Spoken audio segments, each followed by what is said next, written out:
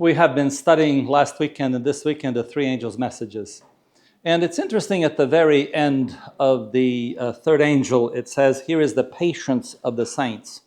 Here are they that keep the commandments of God and the faith of Jesus. So one of the things here is, I know we often emphasize the commandments of God and the faith of Jesus, but there's another part here, it talks about patience. That the saints, they need to have patience. Now, patience is a challenging quality, isn't it?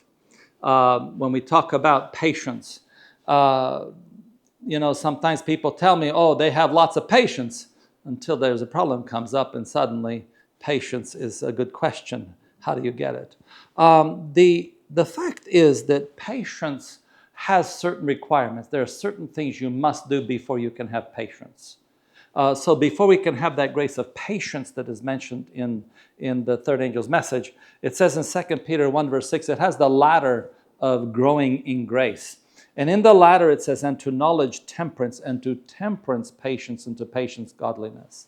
So godliness being godlikeness. Once you have patience, you can then have the godly character. But before you can have patience, what do you need?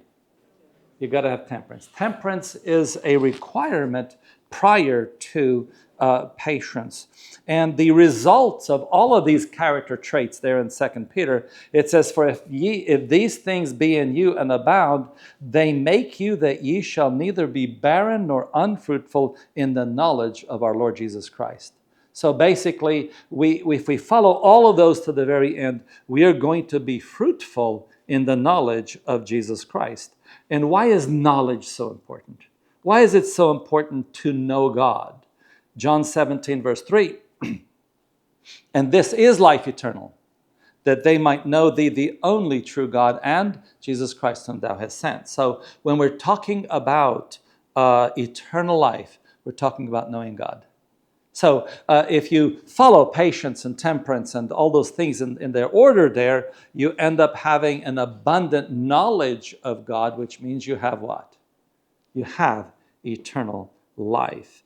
What happens if temperance is lacking, or any of them is lacking, but we're mentioning here temperance, it says here, but he that lacketh these things is blind, and cannot see afar off, and hath forgotten that he was purged from his old sins. So you find here that you have somebody that is what? They become blind. So you're missing one of them. And years ago, I remember an individual, he was kind of upset. He's trying to teach temperance to people. He's trying to teach temperance in his church, and they're not listening to him. They don't want to listen to him at all. And, he was getting frustrated. They won't listen in my church. They don't want to hear me talk about temperance. And he says, yes, I have this thing. And in his pocket, he had a pack of cigarettes. Okay. Well, he says, well, that's my weakness, but the other things are true. Well, no, what God is talking about here, there has to be everything, has to be connected. The whole thing needs to be part of the same thing. You must be walking the life. That's why they're one after the other. So temperance, then patience, then godliness. What is godliness? It's living that life. It's not just talking about it, but it's living that life. And that's why when we're looking at the final remnant, in Revelation 14:5, it says, in their mouth was found no guile, for they are without fault before the throne of God. So that means all of these things are necessary to get there. So when we're looking at temperance or health, the whole issue of health, why is God so interested in health? Because God is interested in your prosperity. Okay, beloved, I wish above all things that thou mayest prosper and be in health, even as thy soul prospereth. God wants you to prosper. God wants you to have prosperity. And can a person be prosperous if they're not healthy? I remember a man, he was a multi-millionaire, okay, and he lost his health. Completely lost his health. He was taking, I think, 100 and something ICUs of insulin every day. He was he couldn't walk anymore. He came actually in a wheelchair. He had lost, I think, either a liver or a kidney or something like that. He had a transplant in there. The guy was just like that, and he lost his millions trying to get healthy. And he came to the place where my wife was working, and they're in Atlanta, and they were putting him completely on raw foods. And within 3 days, he stopped using insulin. By the end of the week, he was walking. I saw him personally a year later. I went there a year later. He was running, and he was back in business. He's got his first million back. Okay, but he's got his health. Okay, he still has to take the anti-rejection drugs because of the transplant. He wished he had known that before. So what happens here is you need to prosper and be in health. They are linked together. And to divorce health from the message is not going to bring us prosperity. Health has to be a part of the message, because God is not interested in us being sick. You know, we talk about the will of God, and we blame God for everything. We blame God for our sicknesses. We blame God for anything that happens in our life. And we say it must be the will of God. Okay? I don't believe that. I definitely believe God allows things to happen in order to wake us up, but it's not God's will for me to be sick. Okay? In Exodus chapter 15 and verse 26, when he got the children of Israel coming out of Egypt, he says, and he said, if thou wilt diligently hearken to the voice of the Lord thy God, and will do that which is right in his sight, and will give ear to his commandments, and keep all his statutes, I will put none of these diseases upon thee, which I have brought upon the Egyptians, for I am the Lord that healeth thee. So God says, I'm not going to put any of these diseases upon you. Now, that's not keeping Satan from putting things on us, okay? Satan does things there. God allows it to happen, but oftentimes God has natural remedies to be able to bring about sickness, bring about health once again. Can you imagine an entire nation of a healthy, happy people? Can you imagine a nation that does not need a doctor, has no need of any of the physical maladies? Can you imagine, today, how much we spend on health care? United States is one of the sickest nations on earth, and it's one of the nations that spend more on health care than any other nation. Okay, and yet, does that make them happy? No. Can you imagine an entire nation of nobody getting sick? That is actually God's plan for us. When we're talking this morning about the new heaven and new earth, it's a place where there is no sickness. You don't need doctors anymore. You don't need preachers anymore. Boy, two things that are out of the way. None of those things are necessary. Isaiah 33, we read this earlier, and the inhabitants shall not say, I am sick. The people that dwell therein shall be forgiven their iniquity. Can you imagine the inhabitants they not say, I'm sick. Can you imagine, how are you doing? Never anyone saying, I'm sick. Isn't that amazing? That's God's plan for us. So I'd like us to talk a little bit about the physical health of the people of God in light of these three angels, because we're talking about three angels as God's will for his people. We're talking here, the context here of having a character trait of God, and you can't have those character traits unless you have temperance. They're just not going to happen. So let's talk a little bit about restoration to begin with. When we look at God's plan for his people as we're preparing for the second coming of Christ, in Acts chapter 3, it says, and he shall send Jesus Christ, which before was preached unto you, whom the heavens must receive until the times of restitution of all things, which God had spoken by the mouth of all his holy prophets since the world began. So basically, heaven must hold Jesus back until what? Restitution of all things. And we kind of touched on that a little bit this morning. Everything that God had in the beginning, right from the beginning of the world, God wants that to be restored. God is working on a plan of restoration to make it like it was in the Garden of Eden. God tried to do that with his people in Israel. In Jeremiah 6 and verse 16, it says, thus saith the Lord, stand ye in the ways and see and ask for the old paths, and walk, which is the old paths, where is the good way, and walk therein, and ye shall find rest unto your souls. But what did they say? Oh, we don't want to walk that way. We got a better way, God. We have a different way. And how many of us today keep telling God, look, we got a better way. We tried the better way, and then say, why does God punish me? It's not punishing you. God says, do this, and you want to do the other. Okay, and there's consequences for doing the other thing. How many times you tell kids, don't do this. It's going to be bad for you. So I know what I'm doing. They do it anyway. And then they get sick. And they get injured. How come I'm being punished? You punished yourself. You chose something. Years ago, I remember I was going to Canada for a wedding. And actually, I was coming back from Canada. Actually, it could have been it was a conference I was coming back from. And we're coming back from a conference, and I needed to talk to somebody on the phone. I had to make some phone calls. Back then, we weren't using cell phones, so you I like to stop at Pilot gas station because they had these booths where you eat, and you sit down there, and there's a phone there, and you can pick up the phone, and then you can tap in the codes, and you can talk. So it's a nice, comfortable chair. You can talk. So I was out there, quickly got the thing running to put fuel in the car. I go there. I left Joshua to go and fill it up, and I go over there to talk on the phone. I finished talking on the phone. I come back in, and I was kind of tired, so I let my wife drive. And as I'm sitting in the passenger seat, the car goes glug, glug, glug, glug. Oop, what's going on? It goes glug, glug, glug again. I said, boy, you better pull over. So we got the first exit. And by the time we got to the first exit, it stopped working. The car was not working here.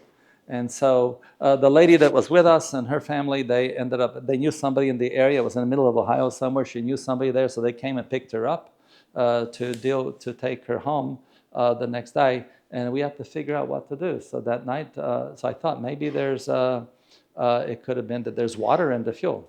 So in the Jetta down at the bottom, there was a place to take water out, to drain the fuel. So I drained the fuel, and I had a styrofoam cup, and I put it there, and there was no water in there for sure. So I closed it up, and we went to bed. And at 1 a.m, I popped up. I know what it is. I know what it is. And what is that? Susan's like, "Why are you waking me up at 1 a.m?" I said, "I know what it is." What is it? I said, "The styrofoam cup did not melt." It was gas. It wasn't diesel. Diesel would have melted it. I put in regular gas instead of diesel. Now, you may sit there and think it should be okay. All right, but it's not going to work. Why? Because that's not how you're designed. Okay? And so we may do things differently. We may choose to put things that look similar. And in that particular place, I think it was the yellow handle that's in some other places, yellow was diesel, and this place here, yellow was not. Green was diesel. Now green is everywhere diesel, but back then, I think yellow was there, and I looked at that, and I thought, I was in a hurry, and that's what I did. It doesn't matter how your intentions were, the results were, it's not working. Okay, so the next day, I told the mechanic what the problem was. He drained the fuel, changed the filters, and we're on our way. Okay, not a big problem, but we knew exactly what to do. But again, God designed us. And if you want to live prosperous, you want to have, you can sit there and fight with a mechanic all you want. You can sit there and insist that you put in the right fuel all you want. And guess what? You're not going anywhere. Okay? So God says, I want the best for you. And they said, no, we got a better way. And the better way is they're still fighting with a better way over there today. They each sit there and think that they have the better way. Thousands of people are being killed and displaced. Millions of people are displaced, both in northern Israel and southern Lebanon and Gaza and everywhere else. And they're all saying, both sides are saying what? We know what? A better way. Okay. And they keep saying, we will not walk therein. And the result is that. That's going to be your natural result. It's not God interceding, it's the natural result. And that's how they rejected God's plan. So if we go back to God's plan, in Genesis chapter 1, in Genesis chapter 1, verse 29, we have God's original plan, what God had planned for us. And God said, behold, I have given you every herb bearing seed, which is upon the face of all the earth, and every tree in the which is the fruit of a tree yielding seed, to you it shall be for meat or for food. So when God designed the human machinery, He designed that every herb bearing seed and every fruit of the tree is going to be for food for us. That's what God designed our system for. Okay, He didn't design it for anything else. There was no animal food in the original plan. Even after sin entered in, God permitted certain things. In Genesis 3, verse 18, after sin, thorns also and thistles shall it bring forth to thee, and thou shalt eat the herb of the field. For the first time now, you have the herb of the field. Okay, so God had given that to them, and they were supposed to live on that. And why the herb of the field? Why was that necessary? Why now you have the vegetable type of the things of the kingdom. It says here in Psalms 104, verse 14, he causeth the grass to grow for the cattle and herb for the service of man, that he may bring forth food out of the earth. So the vegetable food was designed for what? For the service of man, to satisfy our needs. It's amazing what a person can do when they start using green, living foods. And that man that I mentioned to you a moment ago, he basically had to change. I mean, they took that place. They took people who were eating meat, everything else, all the food, refined food, everything else, and put them completely on a raw food diet. Okay, and the main thing was greens, the green smoothies. That's what they had every single day. First thing you learn there is how to make a green smoothie. That's the first day you walk into their place there, and you learn how to make a green smoothie. Okay, and how it changes the life of people. Even Nebuchadnezzar, with all his problems, he had to have greens for 7 years before his mental capacities could come. And there weren't blenders there, but he ate the green grass there for 7 years to get his mental capacities in such a way that he can recognize God. And so the animal food was not given to men till after the flood. And if you compare the lifespan of people before the flood and after the flood, it's quite clear what the result was. The average age of the 10 generations before the flood was 847 years. And that's that's capping Enoch at 350. Okay, so we're not going beyond that. Okay, the average of the 10 generations after the flood was 317. Okay, exact same 10 generations. Yes, the drop was dramatic, and that's understanding. The 10th generation was 175. Okay, so the 10th generation was Abraham at 175. In other words, it was not for man's benefit. And just to give you these numbers a little bit more a picture, here's what I have here. This is prorated, so it's based on the actual age and everything else. So here is the age of the 10 generations before the flood. There's Enoch way over here. Okay, and then here's the flood, and look at this: Seth, Arphaxad, Selah, Eber. So Seth was before the flood and after. This guy here is after the flood. So after the flood, the first 3 generations after the flood were 400 and something, and then the next generation is way down here. Okay, and then the next 3 are like this, and then down over here. Okay, and now, so that's clearly here. That's directly, if you look at that, that's clearly something you can visualize and see. And that chart there shows you what happens when animal food was introduced into man's diet. It's a dramatic change that happened as a result. When you look at animal food, when you consider the physical makeup of the human being compared to that of a carnivorous animal, you'll notice that they're completely different. Herbivorian versus animal. Okay, notice the teeth. This is the teeth of that kitty cat I showed you last week. Okay, that's his teeth. Okay, this is the teeth. They're completely different teeth. Our teeth are not designed like that. Our teeth are designed for plant-based food. They're not carnivorous. That's why when people have to people choose to eat animals food, they have to tenderize it. They have to do all this stuff to make it palatable. They can't eat it like that, okay? You can't eat it because we're a plant-based food. So you see the teeth of a man and the teeth of that. They're completely different type of teeth. Our intestines are completely different. You take a look at the intestines of a dog versus the intestines of a human being. And here's the intestines of a human being. You have the large intestines, then you have the small. Look at it, keep going and going and going and going. Okay, that doesn't work for that of an animal. Now it takes 72 hours for meat to go through that entire system. Now imagine putting meat at 72 hours at room temperature. What happens to the meat? Okay, and that's what's going through your system. It takes 72 hours to go through all of that. Okay, to go through the small intestines, to go into the big intestines, all this stuff. Okay, obviously you have serious problems. And of course, colon cancer is a big cancerous thing that you have in society today. And a lot of it has to do with some of their dietary intake. Now, I don't know if you understand what a first-tier consumer is. A first-tier consumer is the one that gets the greatest amount of nutrients. And the greatest amount of nutrients you get is from plant food. Plant-based food is your first-tier consumer. And if you really want to up the nutrients, you start using sprouts. Sprouts multiplies it dramatically, the amount of sprouts. So even to use some sprouts in your system is going to bring a lot of things better. Now, a first-tier consumer is like a cow, sheep. Obviously, human beings are supposed to be. Now, imagine a pig who consumes anything. It's not even a second, third. Sometimes it can be any kind of tier consumer. And you eat something like that.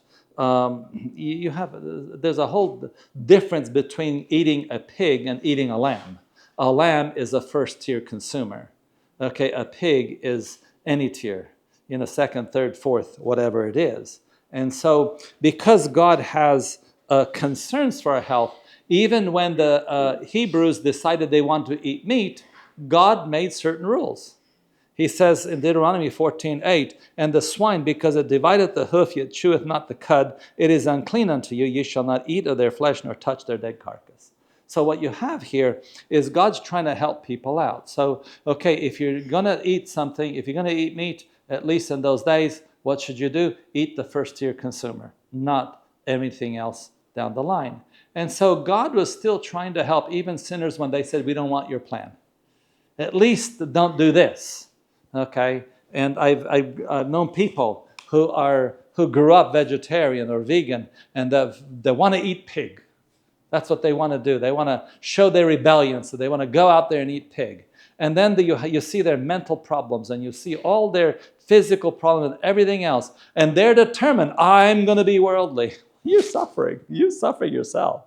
We're not suffering. You're not making us suffer. You are suffering by the choices that you're making there. And even then, why did he give them permission? Notice in Deuteronomy 12, verse 20, it says, when the Lord thy God shall enlarge thy border, as he had promised thee, and thou shalt say, I will eat flesh, because thy soul longeth to eat flesh, thou mayest eat flesh whatsoever thy soul lusteth after.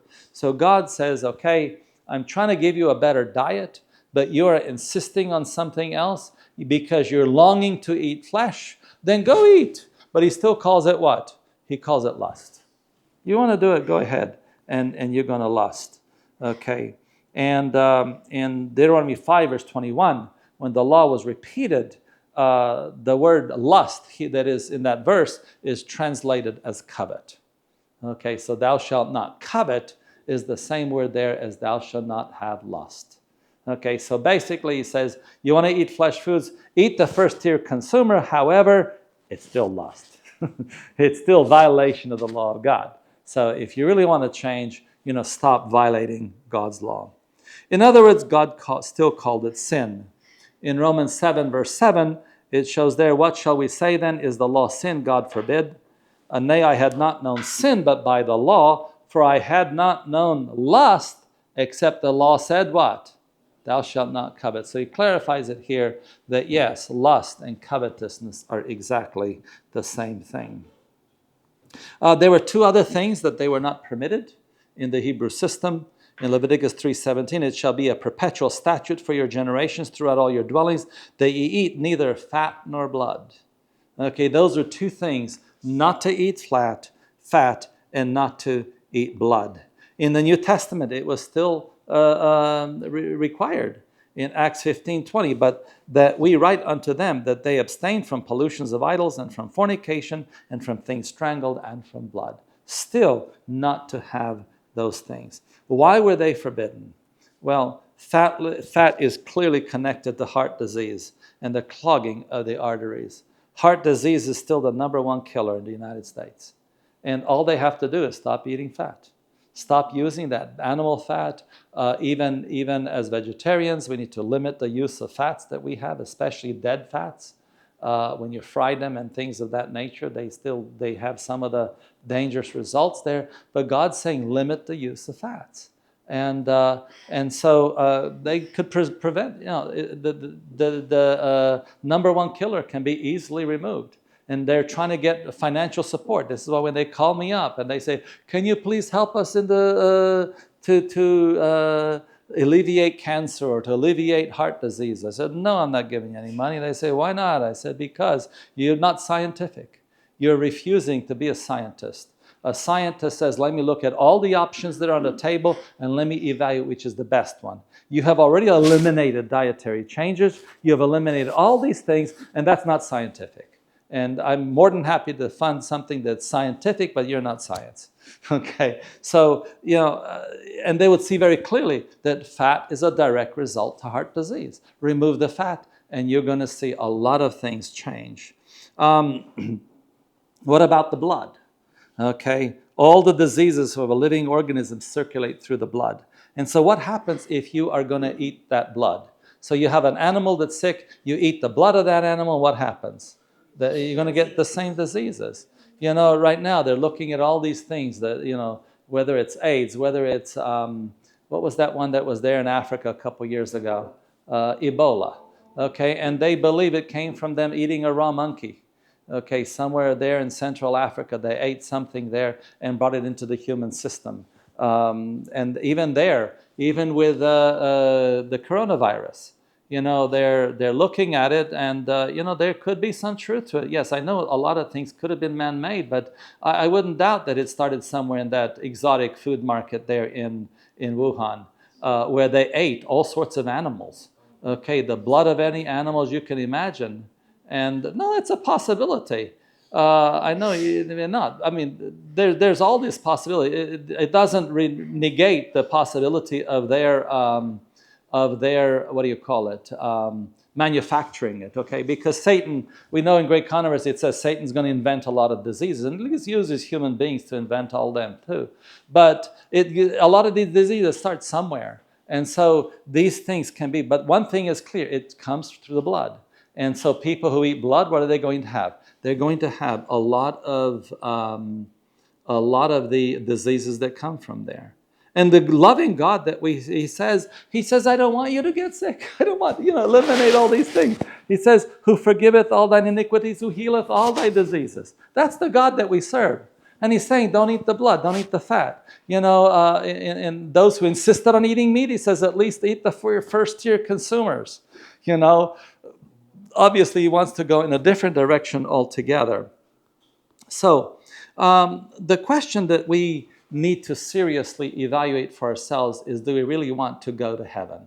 Do we want to be ready for Jesus? Because heaven is going to be a place that there's peace. You're not going to be going chasing down an animal to go see if you can chew on the deer. That's not going to happen up there. Okay, God has a place that is designed for a different kind of people. And so we need to be serious about this work of restoration. So let's take a look for a few moments about the experience of the Hebrew people. In 1 Corinthians chapter 10, starting with verse 5, but we're just going to look at verse 10 here. Neither murmur ye, as some of them also murmured and were destroyed of the destroyer. So in the wilderness, they were murmuring. Okay, they were complaining about things that God had done for them. They complained about many things, but there were some things that they specifically lusted after. And in verse 11 it says, now all these things happen unto them for ensamples, and they are written for our admonition, upon whom the ends of the world are come. So an ensample is a type, something that represents something. So if we look at the experience of the children of the wilderness, because that's the context of 1 Corinthians chapter 10, they are a type of those living upon when the end of the world has come. In other words, they are a type of God's people that are the last generation in this world. Okay, so just like the lamb was a type of Christ, the experience of the people in the wilderness as a type of God's people living in the last days. And those living in the last days, as we've been studying this last week and this week, are those in the three angels' messages. Because remember, the three angels' messages is the last message before what? Before the harvest of the earth. So you read Revelation 14 up to verse 13. Verse 14 is the harvest. The harvest of the world is come. So this is specifically a type of those in the three angels' messages. Okay? So now, that's why it's the word in sample is the word type. Okay. Now, so we find here that if we can understand what they went through in the wilderness, it'll show us what we're going to go through in our time. So when we look at the Hebrews, in Exodus chapter 16, this is before Mount Sinai, they had been about a month, maybe a month and a half away from Egypt. And after 1 month, month and a half, they start remembering a few things. And it says here, and the children of Israel said unto them, would God that we had died by the hand of the Lord in the land of Egypt, when we sat by the flesh pots, and when we did eat bread to the full, for ye have brought us forth into this wilderness to kill this whole assembly with hunger. So they come out of Egypt, and they remember what? They remember the food. Okay, they remember the flesh pots in Egypt, and they had bread until they were completely full. Okay, and they're missing that. They're having that feeling of emptiness. You see, they're having missing that. And that was just after 1 month in the wilderness. And they would rather die than miss out on the Egyptian food. And God decides to help them out. So it says in verse 13, and it came to pass that at even the quails came up and covered the camp, and in the morning the dew lay round about the house. So in the evening they had quails to eat. In the morning they had something else there. And when the dew that lay was gone up, behold, upon the face of the wilderness there lay a small round thing, as small as a hoarfrost on the ground. And when the children of Israel saw it, they said one to another, it is manna. For they wist not what it was. And Moses said unto them, this is the bread which the Lord hath given you to eat. So basically, God is a understanding God. If a child is playing with a knife, what do you do? Oh, they're gonna be crying bloody murder for what you've done. You give them something else. Immediately you're giving them something else. Okay, you take it away, but you give them something. And what do they do when you give them something else? They're happy. They forgot the knife already. You see, God is such a reasonable God. So he takes away the meat, and what does he do? He gives them a better diet. Here, have something else here. Okay, so God, that's how God works. And it says in Psalm 78, man did eat angels' food. He sent the meat to the full. The original, actually, he gave them food provided by the angels. It doesn't mean that that's the food of angels, but the angels provided that food for them. And of course, after such a wonderful experience that they've had, he began educating them in the principles of the law. So they had quail only for one night. That's all. That's all. They didn't have any more. And what was the result of them eating that quail that night? What was the result? Huh? No. Nobody died. Nobody died. There were no consequences. There's another thing. Okay, so you see, the first time nothing happened. Okay, they were missing food, so they did, and then God gave them something better. Okay, so then God takes them to Mount Sinai. They spent about a year at Mount Sinai. They learn about God. They learn who God is, what God is all about. They learn all these wonderful things. They learn about the theocratic government that they're going to have. They learn all these things about God. And then they leave Mount Sinai. And as they leave Mount Sinai in Numbers chapter 11, and the mixed multitude that was among them fell a-lusting. And the children of Israel also wept again and said, who shall give us flesh to eat? Now, this is a little bit different than before, because now they spent a year learning about God. Okay, they had entered into a covenant relationship together with God. And then he goes on, and Moses heard the people weep throughout their families, every man at the door of his tent, and the anger of the Lord was kindled greatly. Moses also was displeased. Can you imagine? There are 680,000 households. And they're all standing in their tent. A lot of them are standing in the tent saying, who is going to give us flesh to eat? We want flesh. We want our meat. Okay. And God gave them their desires, okay? Again, when they first came out of Egypt, it was only for one evening. There was not much consequences for that. And now, after a year, they demanded flesh. And notice here this time in Numbers 11:33, and while the flesh was yet between their teeth, ere it was chewed, the wrath of the Lord was kindled against the people, and the Lord smote the people with a very great plague. So here now they insisted on it. They grabbed that flesh. They began to eat it. And before it was chewed, many of them died. Now, I am sure that if I ate meat right now, I would get very sick. Okay, I am sure, because I'm a third generation vegetarian. Okay, never had meat in my entire life. My dad never had meat his entire life. My mom became a vegetarian when she was 12. Okay. My grandfather became a vegetarian. That guy that you saw there earlier this morning, he became a vegetarian when he was in his early 30s. Okay? And so for meat, if I ate meat, yeah, I would probably get very sick, but not instantly like this. Okay, this was just, they just got it in their mouth and they were already falling down sick, okay? So this was clearly a direct punishment from a God. It was not the natural cause of death. It was God showing his displeasure for them. Now, when we look at this, when they ate meat, what is this called? In Psalm 78, as it gives the history of God's people, it says, and they sinned yet more against him by provoking the Most High in the wilderness. So, and it goes on and talks about flesh food in the next verses there. What is it called? What is it called? It's called sin. Okay, people keep asking the question, is it a sin to eat meat? Well, that's what the Bible calls it there. In the wilderness, and this is a type of God's people in the last days, is it a sin to eat meat? Yes, it is, according to this. It's a direct sin against God. And then that's in verse 17. And you read the next part of the verses down to verse 32.